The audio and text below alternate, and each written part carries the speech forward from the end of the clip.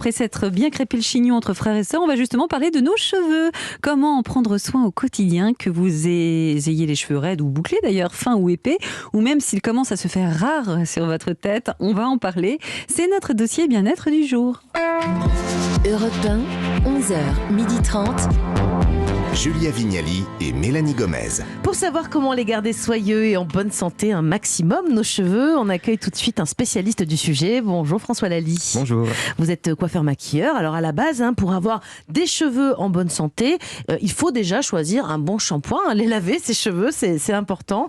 Qu'est-ce que je dois choisir justement si j'ai des cheveux secs, des cheveux gras? Est-ce que finalement, toutes ces allégations qu'on voit sur les shampoings, là, par spécialité, on va dire, ou par type de cheveux, est-ce que ça a une importance Alors, véritablement? effectivement, ça a une importance puisqu'elles vont répondre à un problème. Quelqu'un qui a les cheveux gras va plus être sur un shampoing à base d'argile qui vont venir un peu absorber le gras du cheveu, réguler également la glande sébacée. Et puis c'est souvent des shampoings verts, ça j'ai c'est remarqué. souvent des shampoings verts parce qu'effectivement il y a de l'argile dedans. En règle générale, même ils sont ça rend le cheveu un peu sec, un peu rêche. Donc on aime bien mettre quelque chose un peu plus doux derrière pour adoucir.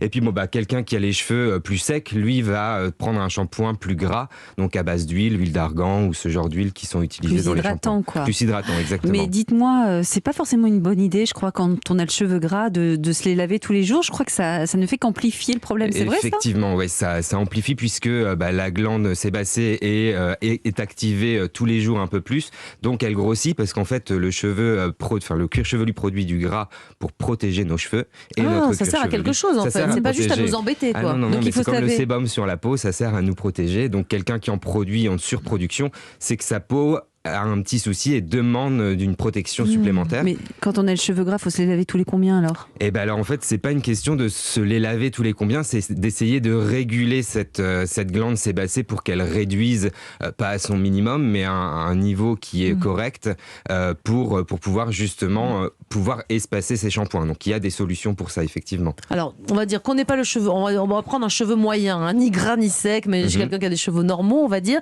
C'est quoi le bon rythme pour se laver les cheveux ? On sait pas d'ailleurs. Tous les 3 jours, c'est bien. Tous les 2-3 jours. 3 jours, c'est bien, c'est ce qu'on conseille. Après, si on tient une fois par semaine, c'est encore mieux puisqu'on laisse la protection naturelle du cheveu.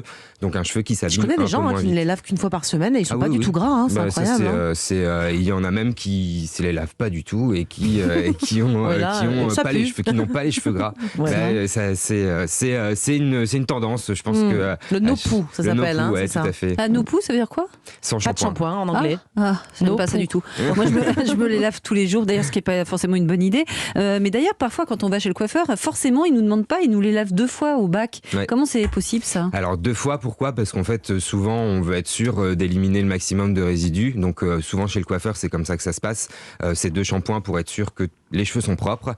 Mais ce qui est vrai dans les 2 shampoings, c'est qu'en fait, le premier est lavant et le deuxième est traitant. Ah oui, d'accord. Et on devrait faire ça à la maison ou pas forcément ? On devrait le faire si on en a besoin. Si on juge que son cuir chevelu a besoin d'être traité, effectivement, il faut faire 2 shampoings. Est-ce que si on décide d'appliquer un après-shampoing, il faut l'appliquer sur toute la chevelure ou pas ? Alors non, l'après-shampoing toujours en demi-longueur et pointe, à part si vraiment il est préconisé après une technique, après une coloration ou ce genre de choses, on peut aller jusque la racine une fois pour dire de revenir réparer un petit peu le cheveu jusqu'à la racine. Qu'est-ce qu'on risque si on le mettait sur tout le cheveu ? De rendre les cheveux gras. Tout simplement. Tout simplement, oui. Quand on se lave les cheveux, je reviens juste sur le lavage et sur le shampoing qu'on va acheter. Est-ce que le prix, c'est un gage de qualité pour le shampoing ? Parce qu'il y a des shampoings à tous les prix. On peut acheter chez son coiffeur, c'est un peu plus cher. Et même au supermarché, c'est un rayon qui donne le vertige. Il y en a qui sont à 2 €, ça peut monter jusqu'à 8. Enfin, comment ? Est-ce que c'est un gage de qualité ? Alors je dirais pas que c'est un gage de qualité parce qu'on a des très bons produits qui sont pas chers. Donc aujourd'hui on sait que de mettre le prix n'est pas forcément d'avoir le meilleur résultat. Moi, je conseille, en tout cas quand on a un problème de cuir chevelu, parce que je parle bien de cuir chevelu, parce que c'est le cuir chevelu qui est important pour avoir un beau cheveu. Il y a vraiment une notion de, comme une plante pour bien pousser, pour être jolie, elle a besoin d'avoir une terre fertile. Nous, notre cheveu a besoin d'avoir un cuir chevelu sain. Et donc c'est important de traiter le cuir chevelu et non le cheveu.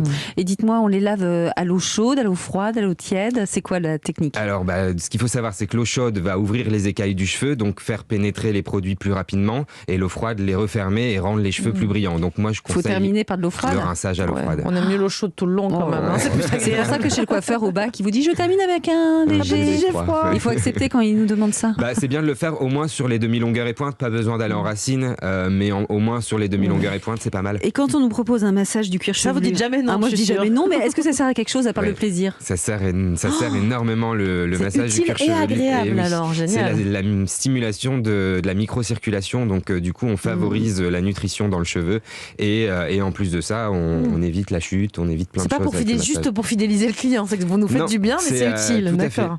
Et parfois on n'a pas toujours le temps de se laver les cheveux justement, et donc là ça peut être un petit pchit de shampoing sec. Ouais. Qu'est-ce que vous pensez de ces produits-là? Alors shampoing sec c'est très bien, par exemple on en parlait tout à l'heure des femmes qui ont les cheveux gras trop rapidement, pour pouvoir espacer ces shampoings c'est pas mal, donc c'est juste souvent c'est un peu d'argile, C'est comme de des la molécules poudre blanche là absorbantes, qui en va fait. absorber. Voilà, ouais. c'est une molécule absorbante qui va venir. C'est pas tirer un toxique petit pour le cheveu à la longue si on faisait ça tous les jours, j'imagine. Alors tous les jours, je dis pas que ça serait, mais bon, un homme qui met du gel tous les Oui. cheveux dans ses cheveux, C'est pas terrible non plus. c'est hein. pas terrible non plus, quoi. C'est donc Ça peut toxique. permettre d'espacer les shampoings en tout cas. Ça permet d'espacer les shampoings. Ça et peut donc permettre de réguler tenir un le petit peu. 3e jour. hein. Tout à fait. Le 3e jour qui Exactement. est un peu dégueu. Ça sent le hein. Exactement. vécu. Ah bah ouais, moi j'adore le 3e jour après un brushing, un petit Ouais, c'est shampoing pas mal, hein. sec. Et Mais, du coup, et ça le remet bien. Vous avez exactement. remarqué ça? Ça Mais on le redonne du détourne un peu, volume. nous sur les plateaux shooting, on détourne un peu le shampoing sec comme un coiffant. C'est vrai. Puisqu'en hein. fait, il va amener du volume, il va donner un galbe aux cheveux. Parfois et le une tenue. cheveu est plus beau après un bon shampoing Ouais. sec qu'un shampoing tout Mais court. je trouve Tout à que ça fait. le ternit un peu. Qu'en Ça pensez-vous? le ternit, ça c'est sûr, puisque du coup c'est très mat, alors qu'un cheveu on aime quand il est brillant, Ouais. donc automatiquement on a l'impression qu'il est plus terne.